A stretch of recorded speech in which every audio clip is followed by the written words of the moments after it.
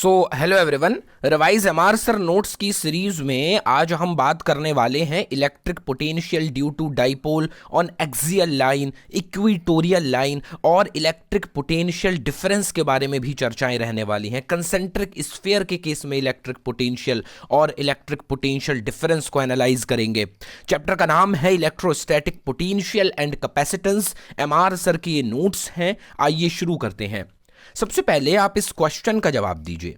If potential of surface of non conducting solid sphere is zero.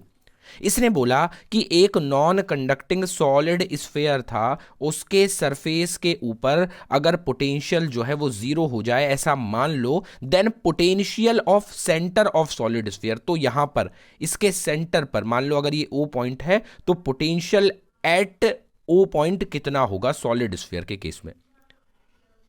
अब ये तो दुविधा वाली बात हो गई, क्योंकि हम तो ये जानते हैं कि जो सरफेस पर पोटेंशियल होता है वो होता है के क्यू बाय आर, लेकिन इसने बोल दिया कि जीरो एज्यूम करो और उसके बाद यहां पर पोटेंशियल बताओ।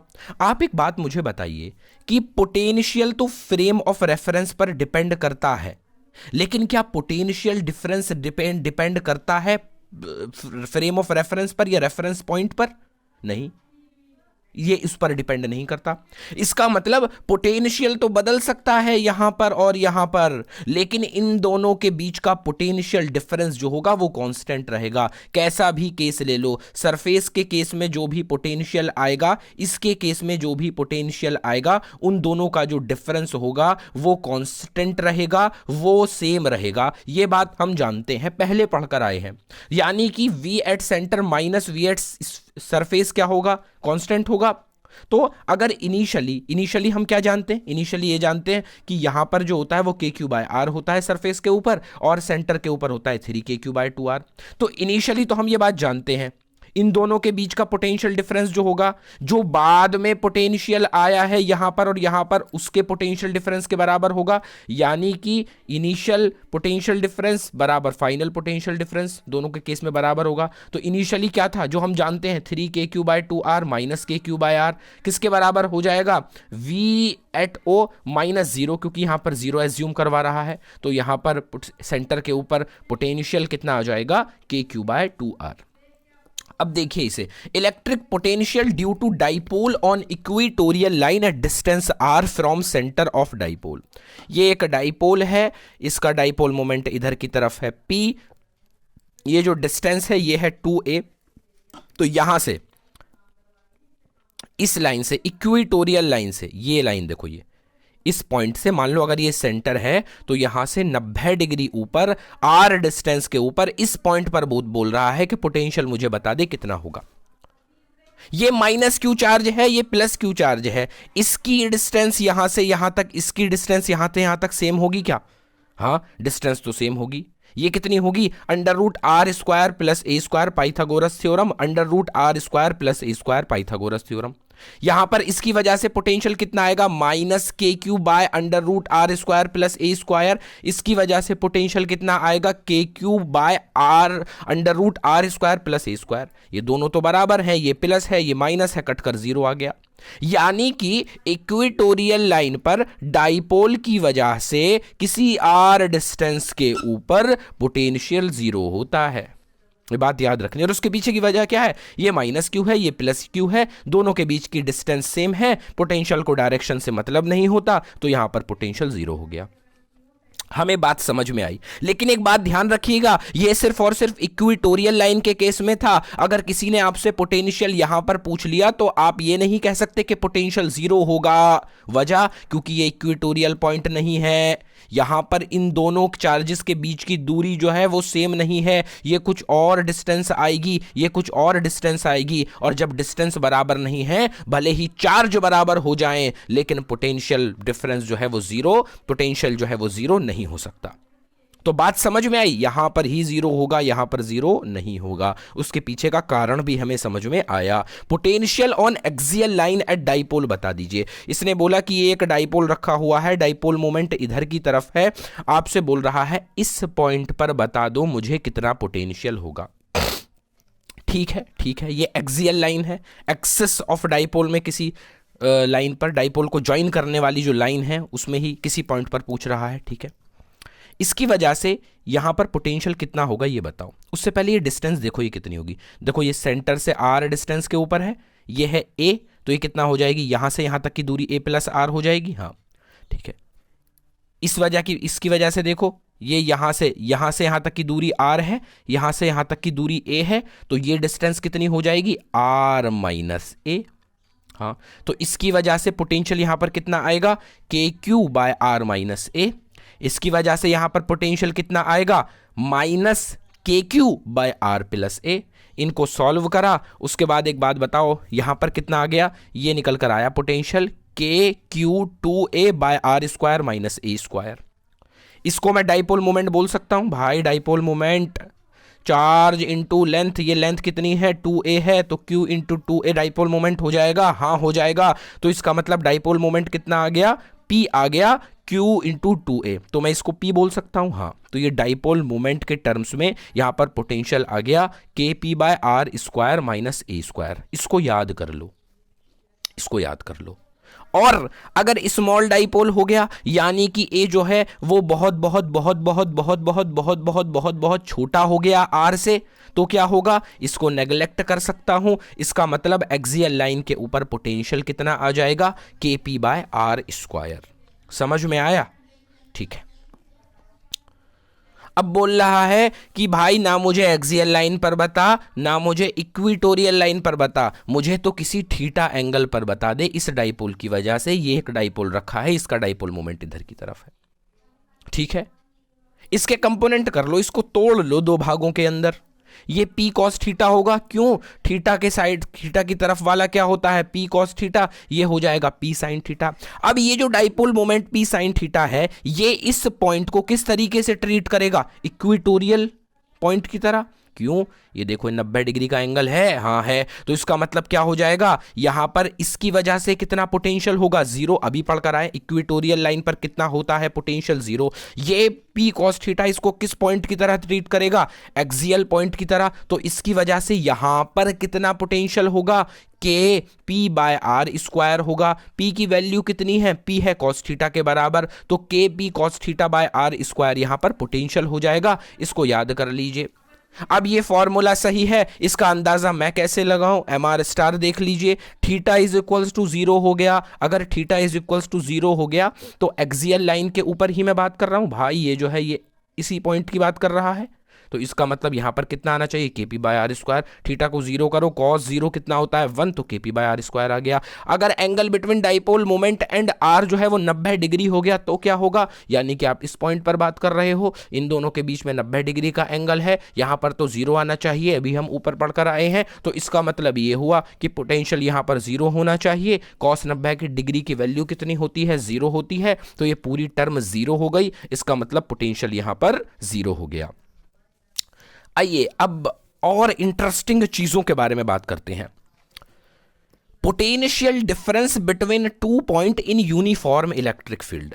अब पोटेंशियल की बातें बहुत हो गई, डिस्कशन बहुत हो गए, अब बोल रहा है पोटेंशियल डिफरेंस बताओ।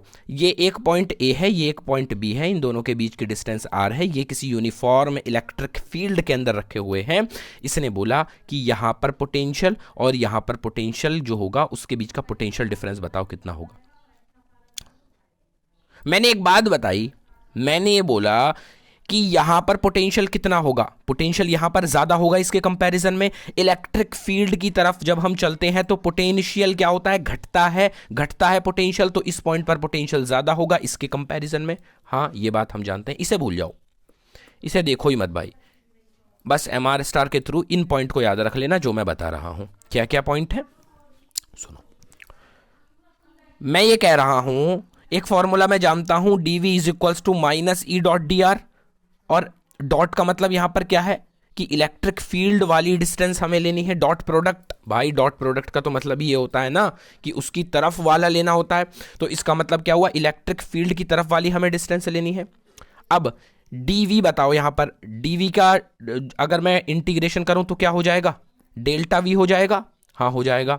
इलेक्ट्रिक फील्ड कांस्टेंट है, बाहर आ जाएगा, और आर का अगर मैं इंटीग्रेशन करूंगा तो क्या हो जाएगा, डेल्टा आर हो जाएगा, हो जाएगा। तो एक बात बताओ, अब मैंने ये माइनस को इग्नोर किया और उसके बाद मैं सिर्फ और सिर्फ मोड को एनालाइज कर रहा हूं। अब अगर मैं VA माइनस VB लिखता हूं, यानी कि यहां पर पोटेंशियल ज्यादा होगा यहां के कंपैरिजन में, हाँ ये ज्यादा होगा ये कम होगा, तो VA माइनस VB कितना आएगा, ER आ जाएगा। Simple, electric field into distance के साथ मल्टीप्लाई कर दो। अब अगर मैं VB माइनस VA लिखता हूं, कम वाले में से ज्यादा वाले को घटा रहा हूं, तो आएगा तो इतना ही इलेक्ट्रिक फील्ड इनटू डिस्टेंस, लेकिन माइनस भी आएगा। वजह, क्योंकि ये कम है ये ज्यादा है। ठीक है, तो इन दोनों पॉइंट को याद रख लो। VA minus VB is equals to ER होता है, और VB माइनस VA किसके बराबर होता है, माइनस ER के बराबर होता है। इसको याद कर लो या फिर दिमाग से निकाल लेना, अभी बस ये याद कर लो, VA माइनस VB या फिर VB माइनस VA ER के बराबर होता है, यानी कि इलेक्ट्रिक फील्ड इनटू डिस्टेंस से मल्टीप्लाई कर देंगे। इलेक्ट्रिक फील्ड की तरफ वाली डिस्टेंस से मल्टीप्लाई करना है, क्यों, क्योंकि यहां पर डॉट प्रोडक्ट आता है। ठीक है, कॉस वाला हम जो है वो लेते हैं, मतलब कि जो पैरेलल होता है उसको एनालाइज करते हैं। ये सवाल देखिए, इस सवाल के थ्रू आपके डाउट क्लियर हो जाएंगे। इसने बोला इस पॉइंट और इस पॉइंट के बीच की डिस्टेंस जो है वो 4 मीटर है। अब आप ये बता दो कि पोटेंशियल कितना होगा, पोटेंशियल डिफरेंस कितना होगा, VA माइनस VB बता दो कितना होगा। आप एक काम करो, माइनस साइन को हटाकर सोचो, सिर्फ और सिर्फ मॉड के बारे में सोचो। अभी हम पढ़कर आए हैं VA माइनस VB कितना होता है, इलेक्ट्रिक फील्ड और उसके तरफ वाली डिस्टेंस से मल्टीप्लाई कर दो, कितना हो जाएगा, 20 इंटू 4 हो जाएगा। हाँ, अब ये ज़्यादा है ये कम होगा, क्योंकि इलेक्ट्रिक फील्ड की दिशा में जब हम जाते हैं तो पोटेंशियल घटता है, तो VA माइनस VB कितना आ जाएगा, सिंपल 80 वॉट आ जाएगा, माइनस लगाने की कोई ज़रूरत नहीं है। अब ये बोल रहा है VA माइन V, इस पॉइंट और इस पॉइंट के बीच का पोटेंशियल डिफरेंस बताओ, और ये जो डिस्टेंस है ये 5 मीटर दे रखी है। VA माइनस VC बताओ। VA माइनस VC 0 होगा, क्यों, हमें पता है कि VA minus VC is equals to ER लिख सकता हूं। हाँ भाई, इलेक्ट्रिक फील्ड की दिशा में तो मैं चला ही नहीं हूं, इसकी परपेंडिकुलर दिशा में चला हूं, आगे तो मैं गया ही नहीं, इसका मतलब ये 0 हो जाएगा, और अगर ये 0 हो गया तो VA माइनस VC 0 हो जाएगा, यानी कि VA जो बराबर होगा किसके बराबर होगा, VC के। यहां पर जितना पोटेंशियल होगा ये यहां पर भी इतना पोटेंशियल होगा। और ये बात हमें समझ में भी आती है, क्यों, क्योंकि इलेक्ट्रिक फील्ड की दिशा में आगे चलने से ही तो पोटेंशियल घटता है। अब उसकी परपेंडिकुलर दिशा में आगे चले हो तो पोटेंशियल तो कांस्टेंट रहेगा।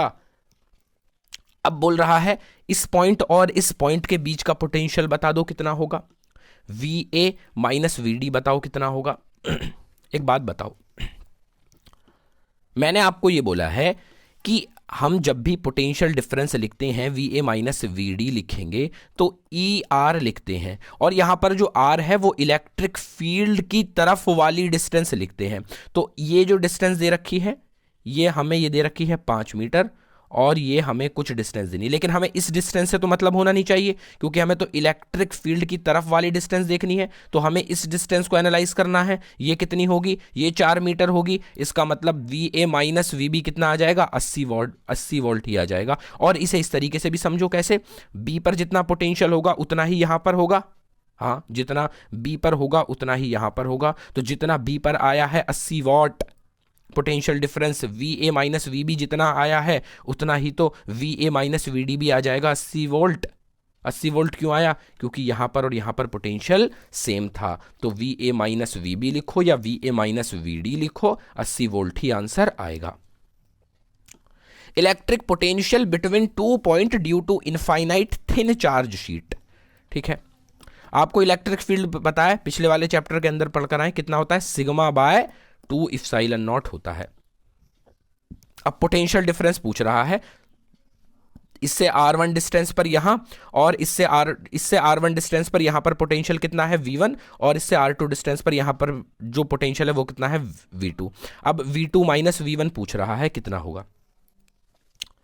अब एक बात बताओ, VA ज्यादा होगा V2 से, V1 जो है वो ज्यादा होगा V2 से, ये बात तो हमें पता है। ये डिस्टेंस कितनी होगी, ये पूरा R2 है, यहां से यहां तक R1 है, तो ये R2 माइनस R1 होगी होगी। और ये जो इलेक्ट्रिक फील्ड होता है हर जगह यूनिफॉर्म होता है, हमने बताया था कि डिस्टेंस के ऊपर डिपेंड नहीं करता, सिग्मा बाय 2 इप्सिलॉन नॉट, यहां देखोगे या यहां देखोगे, हर जगह सिग्मा बाय 2 इप्सिलॉन नॉट ही होता है, डिस्टेंस पर डिपेंड नहीं करता। हाँ, तो V1 माइनस V2 यानी कि ज्यादा वाले में से कम को घटाया, पोटेंशियल डिफरेंस देख रहे हैं, V1 माइनस V2 कितना हो जाएगा, इलेक्ट्रिक फील्ड इनटू जो डिस्टेंस है R2 minus R1, electric field की तरफ वाली डिस्टेंस है R2 माइनस R1, तो ये कितना हो जाएगा, इलेक्ट्रिक फील्ड कितना है सिग्मा बाय 2 इप्सिलॉन नॉट, तो V1 माइनस V2 हो जाएगा सिग्मा बाय 2 इप्सिलॉन नॉट और R2 माइनस R1। समझ में आया ना?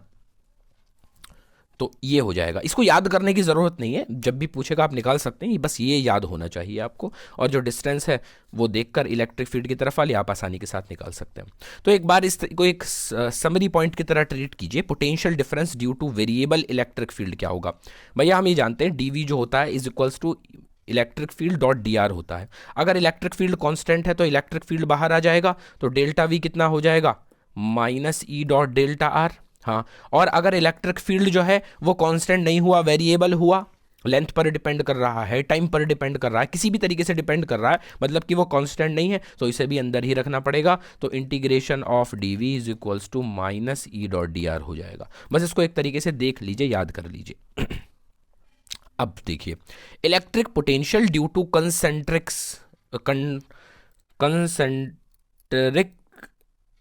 स्फीयर है ये, electric field due two concentric sphere. देखिए अब ये एक स्फीयर था, ये एक स्फीयर था, इस पर प्लस क्यू चार्ज प्रेजेंट था, इस पर प्लस क्यू चार्ज प्रेजेंट था, इस छोटे वाले की रेडियस आर थी, इस बड़े वाले की रेडियस बड़ा आर थी। 3 पॉइंट दिए, ये एक पॉइंट है, ये एक पॉइंट है और ये एक पॉइंट है। इसने बोला तीनों पर मुझे इलेक्ट्रिक पोटेंशियल बताओ कितना कितना होगा। सुनना आप बात को ध्यान से, बहुत ध्यान से सुनना। इस पर प्लस क्यू चार्ज है, इस पर छोटा प्लस क्यू चार्ज है। ये पॉइंट, इस पॉइंट को ये वाला स्फीयर किस तरीके से ट्रीट करेगा, ये तो इसके अंदर पॉइंट है, यानी कि यहां पर जो इलेक्ट्रिक पोटेंशियल होगा वो कितना होगा, के क्यू बाय आर, जितनी रेडियस होती है बताया हर जगह, और कांस्टेंट होगा, हाँ होगा, हर जगह कांस्टेंट होगा। ये होगा इसकी वजह से, इस छोटे वाले स्फीयर की वजह से के क्यू बाय आर। ये बड़ा वाला जो स्फीयर है ये भी इस पॉइंट को इसी तरीके से ट्रीट करेगा, क्योंकि ये भी इसके अंदर ही पॉइंट है। हाँ, तो यहां पर कितना पोटेंशियल हो जाएगा, के क्यू बाय बड़ा आर, तो यहां पर टोटल पोटेंशियल कितना आ जाएगा, के क्यू बाय आर प्लस के बड़ा क्यू बाय बड़ा आर। हाँ, ये बी पॉइंट पर पूछ रहा है। अब ये वाला स्फीयर इस पॉइंट को किस तरीके से ट्रीट करेगा, इसके लिए तो ये इस स्फीयर के लिए तो ये वाला पॉइंट बाहर वाला पॉइंट है, तो यानी कि यहां से यहां तक की जो डिस्टेंस होगी, अब ये इसको एनालाइज करेगा, तो के छोटा क्यू बाय बी यहां से यहां तक, और इसकी वजह से इसके लिए ये वाला पॉइंट तो अभी भी अंदर ही है, तो यहां पर इसकी वजह से कितना हो जाएगा, के क्यू बाय आर हो जाएगा। तो पोटेंशियल एट बी कितना आ गया, K Q by B plus के क्यू बाय आर। ये सी पॉइंट दोनों के लिए बाहरी पॉइंट है, तो इस प्लस क्यू की वजह से कितना होगा, के क्यू बाय सी होगा, इस छोटे वाले प्लस क्यू चार्ज वाले स्फीयर से कितना होगा, के क्यू बाय सी होगा, तो यहां पर कितना पोटेंशियल आ जाएगा, के क्यू बाय सी प्लस के क्यू बाय सी। समझ में आया ना कि किस तरीके से ये स्फीयर पॉइंट्स को ट्रीट कर रहे हैं। अब पोटेंशियल डिफरेंस पूछ रहा है between surface of these concentric spheres. अब पोटेंशियल डिफरेंस बताओ कितना होगा। इसने बोला कि इस पॉइंट पर ये छोटे वाले स्फीयर का सरफेस है, ये बड़े वाले स्फीयर का सरफेस है, इसकी रेडियस स्मॉल आर है, इसकी रेडियस बड़ी आर है। तो बोल रहा है इन दोनों सरफेस के बीच का पोटेंशियल डिफरेंस बताओ कितना होगा। ठीक है, देखने की कोशिश करते हैं। इस पर, इस पॉइंट पर जो पोटेंशियल होगा वो कितना होगा, इसकी वजह से कितना होगा, इस बड़े वाले स्फीयर की वजह से के क्यू बाय आर, और इस छोटे वाले की वजह से कितना होगा, के क्यू बाय आर। इस बी पॉइंट पर इसकी वजह से कितना होगा, के क्यू बाय आर, ये आर डिस्टेंस है, और इस वाले की वजह से कितना होगा, के क्यू बाय आर होगा। अब v A minus we b कर दो, v A minus we b करेंगे तो ये और ये कट जाएगा, और ये रिमेन रहेगा, बच जाएगा। तो V A minus we B कितना आ गया, K Q 1 by R minus 1 by R आ गया। अब एक बात देखने वाली ये है कि पोटेंशियल डिफरेंस जो है वो डिपेंड नहीं कर रहा प्लस क्यू वाले चार्ज पर। इस फॉर्मूले के अंदर ये जो पोटेंशियल, इसको याद कर लीजिएगा, इस पोटेंशियल डिफरेंस के फॉर्मूले में, पोटेंशियल डिफरेंस का ये जो फॉर्मूला है कंसेंट्रिक स्फीयर के केस में, इसमें कहीं पर प्लस क्यू चार्ज आ रहा है, कहीं नहीं आ रहा। इसका मतलब यह है कि पोटेंशियल डिफरेंस डिपेंड नहीं कर रहा प्लस क्यू चार्ज पर, यानी कि चार्ज जो आउटर स्फीयर के ऊपर है, ये वाला चार्ज जो है इसके ऊपर डिपेंड ही नहीं कर रहा। उसके पीछे की क्या वजह है? उसके पीछे की वजह यह है कि भाई यहां पर इस प्लस क्यू चार्ज की वजह से कितना पोटेंशियल होगा, के क्यू बाय आर। यहां पर कितना पोटेंशियल होगा, के क्यू बाय आर। ये तो डिफरेंस क्रिएट कर ही नहीं रहा ना, ये तो हर जगह सेम है, तो ये तो डिफरेंस क्रिएट कर नहीं रहा। यहां पर भी के क्यू बाय आर है इसकी वजह से, यहां पर भी के क्यू बाय आर, ये तो कॉमन हो गया, ये तो डिफरेंस क्रिएट कर नहीं रहा। इसका मतलब जो हमें, और हम क्या देख रहे हैं, पोटेंशियल डिफरेंस देख रहे हैं, तो जो चीज डिफरेंस क्रिएट करेगी वही तो फॉर्मूले के अंदर आएगी। तो V A minus we b is equals to k, ये अंदर वाले चार्ज प्लस क्यू, छोटा वाला क्यू है ये, 1/r माइनस 1/r। और एक बात ध्यान रख लीजिए, चेंज इन पोटेंशियल जो है वो चार्ज ऑफ इनर स्फीयर के ऊपर डिपेंड कर रहा है। ये देखो, ये छोटे वाले क्यू, जो चार्ज जो इनर स्फीयर के ऊपर दे रखा है, इसके ऊपर डिपेंड कर रहा है। तो ये बात आपके ध्यान में होनी चाहिए। कल को आपसे सवाल देगा और बोलेगा कि अंदर वाले चार्ज के ऊपर हमने पोटेंशियल को, अब जो अंदर वाला जो चार्ज है उस पर जो पोटेंशियल है उसको दुगना कर दिया, तिगना कर दिया, तो पोटेंशियल डिफरेंस कितने गुना से इंक्रीज हो जाएगा, डिक्रीज हो जाएगा। और कभी बोलेगा कि प्लस क्यू जो बाहर वाला चार्ज था, बाहर वाले स्फीयर का चार्ज था, आउटर सरफेस पर जो चार्ज रखा हुआ था उसको हमने दुगना कर दिया, तो पोटेंशियल डिफरेंस के अंदर क्या क्या चेंजेस आएंगे। अब इस कॉन्सेप्ट को देखिए, यहाँ पर जो चार्ज, ये एक स्फीयर है जिसकी जो रेडियस है वो r1 है और इसके ऊपर चार्ज q1 है, और इसकी जो रेडियस है वो r2 है और इसके ऊपर चार्ज जो है वो q2 है। अभी इन दोनों के बीच में कोई लिंक नहीं है, ये जो की दे रखी है इसे अभी क्लोज नहीं किया गया। लेकिन जब हमने इस की को क्लोज कर दिया तो चार्ज एक स्फीयर से दूसरे स्फीयर पर ट्रांसफर होगा। कब तक? जब इन दोनों स्फीयर्स के बीच का जो पोटेंशियल है वो जो है वो बराबर नहीं हो जाता। When we connect two spheres by wire then their potential become same, और तब तक चार्ज जो है वो ट्रांसफर करता रहेगा। तो यहां पर कितना चार्ज आएगा, ये आप कंडक्शन के अंदर भी पढ़ते हैं, Q1 डैश कितना होगा, यहां पर जो चार्ज आया होगा नया charge R1 bye R1 plus R2, और Q1 जो टोटल चार्ज पहले था Q1 प्लस Q2 कितना हो जाएगा, R2 बटा R1 प्लस R2 और Q1 प्लस Q2, यानी कि जो टोटल चार्ज पहले था। तो इसके ऊपर इतना चार्ज आ जाएगा, इसके ऊपर इतना चार्ज आ जाएगा। चार्ज ट्रांसफर क्यों कर रहा है एक जगह से दूसरी जगह? क्योंकि पोटेंशियल को सेम करना है। अब इस सवाल को देखिए, अच्छा सवाल है। Find final charge on inner sphere when की इज क्लोज्ड। ये एक स्फीयर था जिसके ऊपर 10 कूलम का चार्ज था, अभी इस, और ये जो बाहर वाला स्फीयर है इसके ऊपर 20 कूलम का चार्ज था। अभी इस की को क्लोज नहीं किया गया है। ये जो रेडियस है ये कितनी है, 5 मीटर, और ये बाहर वाली कितनी है, 10 मीटर है। अब ये बोल रहा है कि फाइनल चार्ज बताओ इनर स्फीयर के ऊपर जब हम इस की को क्लोज करेंगे।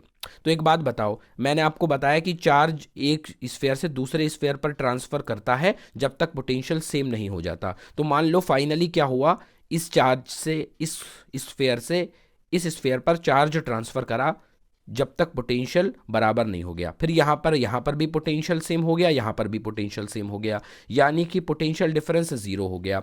अब एक बात मुझे पता है, एक फॉर्मूला पता है, डेल्टा वी जो कितना होता है वो कितना होता है, के क्यू इनसाइड बाय वो इंटू 1/r माइनस 1/r। ये डिस्टेंस और के, ये तो कांस्टेंट है। तो इसका मतलब अब पोटेंशियल डिफरेंस अगर 0 हुआ है तो इनसाइड जो चार्ज होगा वो 0 हो गया होगा। ऑल चार्जेस तो हुआ क्या, ऑल चार्ज, जितना भी चार्ज था फ्लो कर गया from inner sphere to outer sphere. तो कितना हो जाएगा, चार्ज 0 हो जाएगा। ये देखिए क्वेश्चन, ये एक स्फीयर है, प्लस 2 कूलम्ब है इसके ऊपर चार्ज, और ये आउटर वाले पर प्लस 200 कूलम्ब है चार्ज। ये डिस्टेंस है स्मॉल r, ये रेडियस है बड़ा R, कैपिटल R, ठीक है। इस पॉइंट पर, ए पॉइंट पर, 1 पॉइंट पर और 2 पॉइंट पर इन दोनों के ऊपर आप पोटेंशियल को कंपेयर करो कि ज़्यादा इस पर ज़्यादा होगा या इस पर ज़्यादा होगा या दोनों के ऊपर बराबर होगा। देखो एक बात बताओ, इसकी वजह से यहाँ पर पोटेंशियल कितना होगा, इस चार्ज की वजह से और इस चार्ज की वजह से यहाँ पर पोटेंशियल होगा KQ/R प्लस KQ/R। यहाँ पर कितना होगा KQ/R और प्लस KQ/R। अब आप खुद देखकर बताओ इसमें से बड़ा कौन है। भाई देखो ये डिस्टेंस छोटी है, ये डिस्टेंस बड़ी है, ये चीज़ तो सेम है, लेकिन यहाँ पर डिस्टेंस छोटी है, यहाँ पर डिस्टेंस बड़ी है। ये 2 पॉइंट के केस में है, ये 1.1 फर्स्ट सरफेस पर है, ये सेकंड सरफेस पर है। तो इसका मतलब क्या हुआ, फर्स्ट सरफेस के ऊपर जो पोटेंशियल होगा वो ज़्यादा होगा। देखो V1 जो है वो बड़ा होगा V2 से। होलो चार्ज, ये अच्छा सवाल है। Hollow charge metal sphere has radius r, ये एक होलो चार्ज मेटल स्फीयर था जिसकी रेडियस r थी। If potential difference between its surface, इस सरफेस और इस point and a point at distance 3r, ये 3r की दूरी पर है, फ्रॉम सेंटर इज v, इस पर इस सरफेस के ऊपर और इस पॉइंट पर जो पोटेंशियल है उसका डिफरेंस जो है वो कितना है, v है। Then electric field intensity at distance 3r from centre, तो यहां पर जो है आप इलेक्ट्रिक फील्ड इंटेंसिटी बताओ कितनी होगी, और हमें पोटेंशियल के टर्म्स में जो है वो फॉर्मूलाज को दे रखा है। तो अब एक बात बताओ, Vs माइनस Vp यानी कि सरफेस के ऊपर जो पोटेंशियल होगा और जो इस पॉइंट P पर पोटेंशियल होगा उसका डिफरेंस दे रखा है, उसके डिफरेंस को दे रखा है V, यानी कि KQ/R माइनस KQ/3R कितना दे रखा है, V दे रखा है। अब 3KQ माइनस KQ/3R एलसीएम ले लेंगे तो ये किसके बराबर हो जाएगा, V के बराबर हो जाएगा, यानी कि 2KQ/3R जो है वो V के बराबर है। अब इलेक्ट्रिक जो फील्ड होगा यहाँ पर पॉइंट P पर कितना होगा, KQ/9R², हाँ होगा। इसको तोड़कर लिखा, KQ/3R को मैं V/2 लिख सकता हूँ। कैसे, यहाँ देखो ये KQ/3R है, इस 2 को इधर ले जाओ तो क्या हो जाएगा, V/2 बराबर हो जाएगा KQ/3R के। तो मैंने KQ/3R को क्या लिख दिया, V/2 लिख दिया। ये 3 और R बच गया, 3 इंटू R बच गया, तो ये कितना हो गया, V/6R हो गया। थर्ड ऑप्शन हमारा करेक्ट हो जाएगा। 2 concentric hollow conducting spheres of radius r and capital R as shown, ये एक कैपिटल R का देखो कंसेंट्रिक स्फीयर है, छोटे वाले की जो रेडियस है वो स्मॉल r है और बड़े वाला जो स्फीयर है उसकी रेडियस जो है वो कैपिटल R है। Charge on outer shell is plus q, ठीक है। What charge should be given to inner sphere, ये बाहर वाले पर चार्ज प्लस q है और ये पूछ रहा है कि अंदर वाले जो इनर स्फीयर है उस पर कितना चार्ज दें so that potential at any point P outside the outer sphere is 0। इस पर चार्ज बताओ कितना दें कि इस पॉइंट के ऊपर जो है पोटेंशियल वो 0 हो जाए। हमने ये लेट कर लिया कि इसके ऊपर जो चार्ज था वो कितना था, Q था, स्मॉल q था।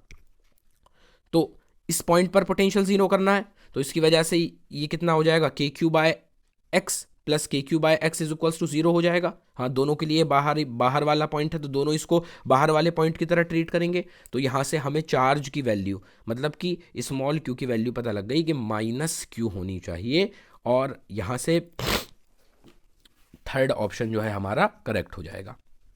इस सवाल को देखिए, figure shows variation of electric field intensity E versus distance x, ये ग्राफ दे रखा है इलेक्ट्रिक फील्ड और डिस्टेंस के बीच में। What is the potential difference at the point x is equals to 2 metre, यहां से लेकर यहां तक इस पॉइंट तक पोटेंशियल डिफरेंस बताओ कितना होगा।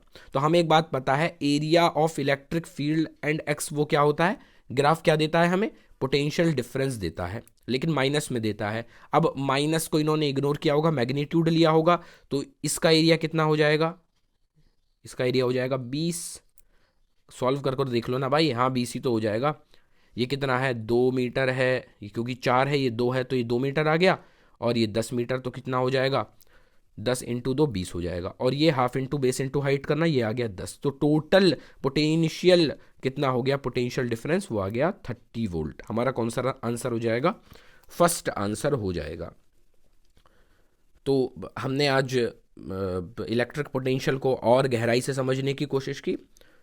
और इसके बारे में कुछ और अच्छे सवाल और पोटेंशियल एनर्जी का जो कंसेप्ट है उसके बारे में डिस्कशन करेंगे। बाय।